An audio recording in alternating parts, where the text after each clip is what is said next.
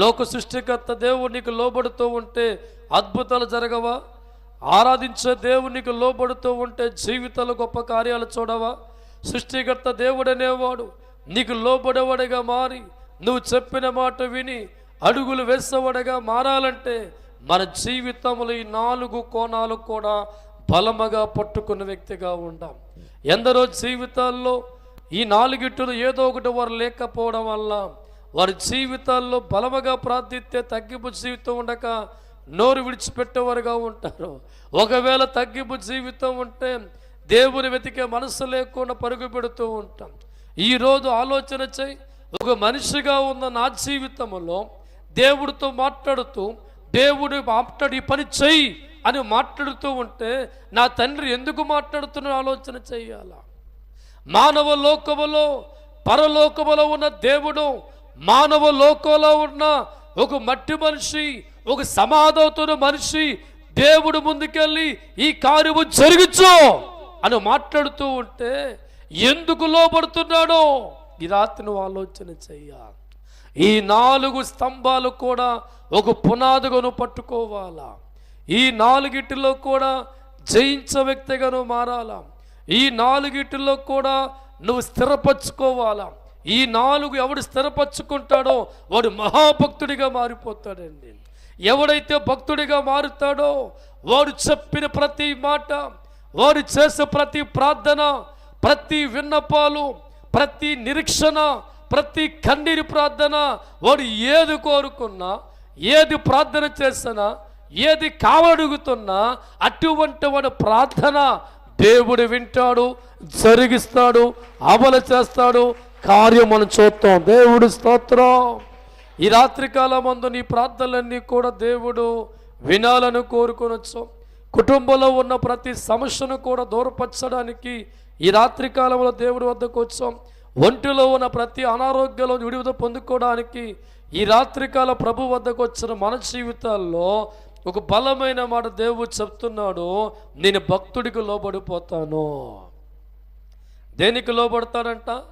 దేవుడు అనేవాడు డబ్బుకు లొంగిపోయేవాడు కాదు, బంగారానికి లొంగిపోయేవాడు కాదు, మేకపోతుకు లొంగిపోయేవాడు కాదు, కోడి పెట్టకు లొంగిపోయేవాడు కాదు, కానీ భక్తుడి చేతుల్లో లొంగిపోతాడు. దేవుడి స్తోత్రం.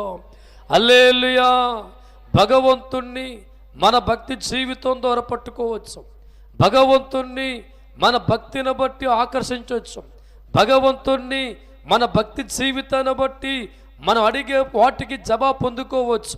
అంటే మానవ జీవితముకి భక్తుడిగా మారుతున్న వాడికి పరలోకంలో ఉన్న దేవుడు లొంగుతాడా, ఏర్పడతాడా అంటే బైబిల్ చెప్తున్న మాట, నా పేరు పెట్టబడిన మనుషులు, నా రక్తములో కడగబడిన మనుషులు, నా బిడ్డలుగా మార్చబడిన మనుషులు, ఎవడైతే తగ్గించుకుంటాడో, ఎవడైతే ప్రార్థనా వీధిగా మారుతాడో, ఎవడైతే నన్ను వెతికే మనసు వాడుకుంటుందో, ఎవడైతే దేవుడి సన్నిధిని బట్టి విడిచిపెట్టాడు మారుతూ ఉంటాడో వారికి దేవుడిస్తున్న వాగ్దానం, వాడు చేయుచున్న ప్రార్థన ఆలకించి వారి జీవితాలు స్వస్థపరిచి వారి కుటుంబాలు ఆస్వాదించి వాడు ఏది చెప్పినా ఏది చేయమన్నా దేవుడైన నేను లోబడిపోతాను. దేవుడు స్తోత్రం. హల్లెలూయా. ఈ రాత్రి కాలంలో దేవునికి లోబడాలి. దేవుడు చెప్పిన మాట వినాలి. నీ ప్రార్థన జీవితంలో మేలు చేయవాడిగా ఉండాలి అంటే ఈ 4 నీకు ఉండాలి. ఇందులో ఏది లేకపోయినా, ఎంతగా నువ్వు కన్నీరు కార్చినా, ఎంతగా నువ్వు ప్రార్థన చేసినా ప్రార్థనకు జవాబు నీకు రాదు. దేవుడు చెప్పే మాట వినడు. ఈ 4 ఏది లేకపోయినా సంవత్సరాలు నెల దాటిపోతే కానీ జవాబిచ్చే తండ్రి చేతుల్లో నువ్వు ఆశ పొందుకోలేవు. ఈ 4 నీకు లేకపోతే 20 సంవత్సరాలు దేవుడితో ఉన్న నీ కళ్ళల్లో ఉన్న కన్నీరు దేవుడి చేతులు తొడవలేవు. నీ గుండెల్లో ఉన్న బాధ తొలగించబడదు. కానీ ఈ 4 ఎవరైతే దైవజనమా మూల స్తంభాలుగా మార్చుకొని ఒక భక్తుడిగా మారుతూ ఉంటారో వారికి దేవుడు ఖచ్చితంగా లోబడతాడు. ఖచ్చితంగా దేవుడు సరెండర్ అయిపోతాడు. మనిషి అటువంటి భక్తుడి కోసం ఎంత పెద్ద కార్యమైనా, ఎంత పెద్దదైనా కానీ అది ప్రపంచానికి తలకిందులకరమైన కానీ ఆ భక్తులు నోట వచ్చిన మాటను దేవుడు తప్పగా అమలు చేస్తాడు. దేవుడు కొడుకు నువ్వు ప్రభువా నా కూతురు గురించి చిన్న ప్రార్థనలే. యెహోషువ ప్రార్థన చేస్తున్నాడు, ఆకాశంలో సూడు ఆగిపోవాలా. ఏంటిది? మనలాంటి భక్తులు మనలాంటి జీవితాలు చేసే ప్రార్థనలో నా పంట పండించు నాయన, నా పాడిని ఫలింపు చేయి నాయన, నా కొడుకో ఉద్యోగం నేనని చెప్పి అక్కడే ఆగిపోయాం. కానీ యెహోషువ నీ భక్తుడి జీవితంలో ప్రార్థన వింటే మతిపోద్దు మనకి. ఏమని ప్రార్థన చేస్తున్నాడో, ఇశ్రాయేలు జీవితంలో గెలిచే టైంలో రాత్రి అయిపోతుంది ప్రభువా, ఒక రాత్రి అయితే యుద్ధం చేసే అవకాశం మాకు ఉండదు.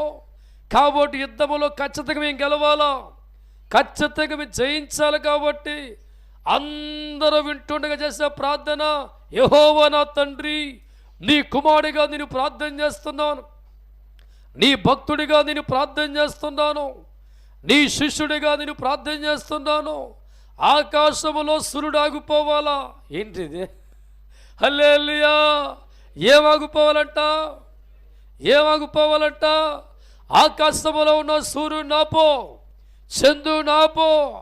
మరీ చెప్తున్నాను, ఈ యుద్ధములో గెలిచే వరకు, ఈ యుద్ధములో జయించే వరకు, ఈ యుద్ధములో మాకు జయవచ్చే వరకు కూడా సూర్యుడు అక్కడే ఉండాలి, చంద్రుడు అక్కడే ఉండాలి, మాకు విజయం దయచేయి అని ఇక్కడ అక్కడ ప్రార్థన చేశాడు. అప్పుడు కూడా దేవుడి స్తోత్రం.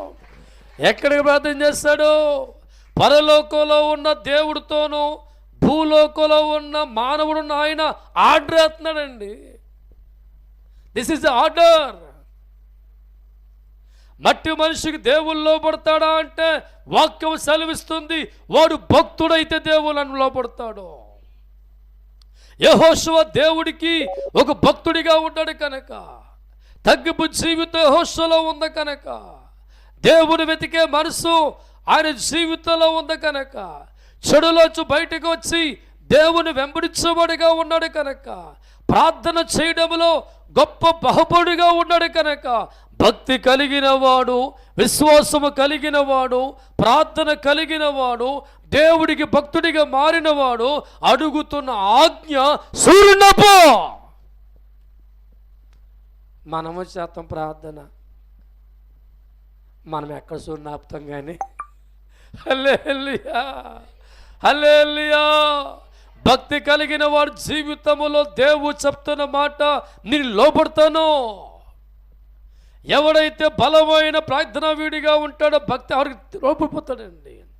యెహోషువను దైవజనుడు, యెహోషువను నాయకుడు, యెహోషువను ప్రార్థనా వీరుడు, తగ్గింపు జీవితం కలిగిన వాడు భూలోకములో ఉండి దేవుడికి ఆర్డర్ వేస్తూ ఉంటే పరలోకంలో దేవుడను ఎస్ మై సన్ ఆపేతనంతే తప్పకూడదు. ఒక్కసారి హల్లెలూయా.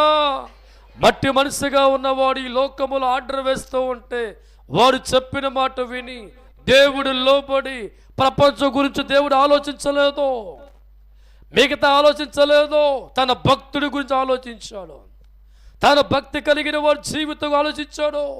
ఒక్క నిమిషం సూర్యుని ఆపేస్తాడు, చంద్రుని ఆపేస్తాడు. ఆ యుద్ధము జరిగినని చెప్పు, వారి గెలుపొచ్చినంతపు కూడా సూర్యుడు అక్కడే ఉన్నాడు, చంద్రుడు అక్కడే ఉన్నాడు. ఆ రోజు మళ్ళీ రాదు. దేవుడి స్తోత్రం. అంటే భక్తి కలిగిన వారి జీవితానికి దేవుడు సరెండర్ అయిపోతాడు. నువ్వెంతగా దేవుని ఆరాధించే వ్యక్తిగా ఉంటావో, ఎంతగా నువ్వు దేవుని ప్రేమించే వ్యక్తిగా ఉంటావో, ఎంతగా నువ్వు ప్రార్థించే వ్యక్తిగా ఉంటావో, ఎంతగా తగ్గింపు జీవితం కలిగి ఉంటావో, ఎంతగా చెడులోంచి బయటకు వచ్చే వ్యక్తిగా ఉంటావో, నీ మాట అక్షరాలు దేవుల్లో పడతాడు. నువ్వు చేయించిన ప్రతి ప్రార్థనకి ఆయన తల వంచబడిగా మారిపోతాం. అది ఎంత పెద్ద కార్యమైనా సమర్థవంతుని దేవునికి లోబడుతూ ఉంటాం. ఎక్కడ ఆకాశము, ఎక్కడ సూర్యుడు, ఎక్కడ చంద్రుడు, ఈ మనిషి ఏ పట్టువాడు, ఎన్ని అడుగులు మనిషి ఉన్నాడో ఎవరికి ఆర్డర్? దేవుడికి ఆర్డర్. మరి యెహోషువ చేసిన ఒక ఆజ్ఞ వల్ల, ఒక ఆర్డర్ వల్ల పరలోకంలో ఉన్న దేవుడు లోబడిపోయాడు, పరలోకంలో ఉన్న తండ్రి లోబడిపోయాడు. పరలోకంలో ఉన్న దేవుడు యెహోషువ చెప్పిన మాట కోసం కాలాన్ని ఆపేస్తాడు, సూర్యుడు నాపేశాడు, చంద్రుడు నాపేశాడు.